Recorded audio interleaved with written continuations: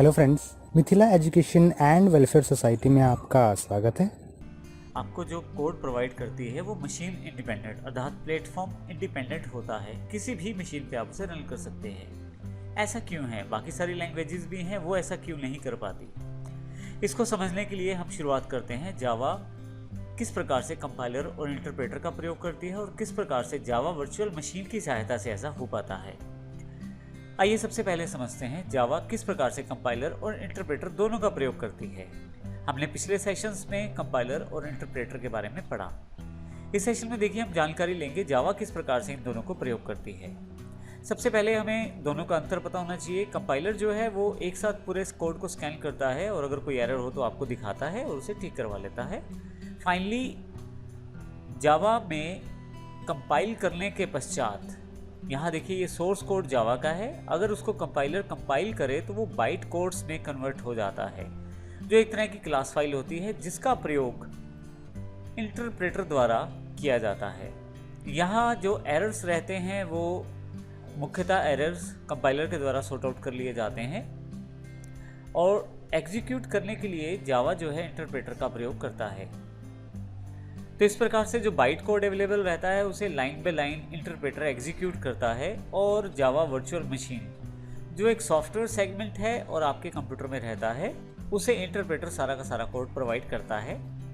Finally Java virtual machine उन instructions को create करती है कोड के रूप में जो आपके प्लेटफॉर्म के अकॉर्डिंग होता है। जैसे मान लीजिए आप इंटेल प्लस विंडो का आर्किटेक्चर प्रयोग कर रहे हैं तो उसके अकॉर्डिंग ही जावा वर्चुअल मशीन आपको कोड प्रोवाइड करेगी। इस तरह से यदि AMD के साथ विंडो का प्रयोग कर रहे हैं तो उसके आर्किटेक्चर के अकॉर्डिंग आपको ये कोड प्रोवाइड किया जाएगा। इसी तरह से लाइनेक्स यूनिक्स या एंड्रॉयड डिवाइसेस के अकॉर्डिंग ही ये कोड आपको दिया जाता है। तो अल्टीमेटली जावा वर्चुअल मशीन एक सैंडबॉक्स की तरह, एक बॉक्स की तरह रहता है, वर्चुअल बॉक्स की तरह, जो प्लेटफॉर्म को देखते हुए फाइनल कोड क्रिएट करता है जिससे कि आपका कोड बड़ी आसानी से वहाँ एग्जीक्यूट हो जाता है। इससे कोई फर्क नहीं पड़ता कि प्लेटफॉर्म कौन सा है, क्योंकि ये जावा वर्चुअल मशीन के अंतर्गत ही इस कोड को तैयार किया गया है और इसी कारण से सभी डिवाइसेस पे कोड ये रन हो जाता है। आइए इसको थोड़ा और विस्तृत रूप से समझते हैं हम यहाँ पे। अब यहाँ यदि इस एग्जांपल में देखें तो जावा का सोर्स कोड सबसे पहले कंपाइलर के पास जाता है। कंपाइलर उसे कंपाइल करने के पश्चात यदि कोई एरर है तो ठीक करवाने के पश्चात बाइट कोड्स में कन्वर्ट करता है। इन्हीं बाइट कोड्स को इंटरप्रेटर एग्जीक्यूट करता है और एग्जीक्यूट करके लाइन बाय लाइन JVM अर्थात जावा वर्चुअल मशीन को प्रोवाइड करता है। फाइनली जावा वर्चुअल मशीन ऐसा कोड प्रोड्यूस करती है जो आपके प्लेटफॉर्म के अकॉर्डिंग होता है। तो इस प्रकार से जावा वर्चुअल मशीन एक बहुत इंपॉर्टेंट पार्ट है जावा सेगमेंट का, जिससे कि जावा के द्वारा क्रिएट किए गए प्रोग्राम्स मशीन इंडिपेंडेंट होते हैं। अब अगर हम यहाँ पे C++ के सोर्स कोड की कंपाइलेशन मेथड देखें और जावा के सोर्स कोड की कंपाइलेशन मेथड देखें तो कुछ इस प्रकार से दोनों का डिफरेंस रहता है।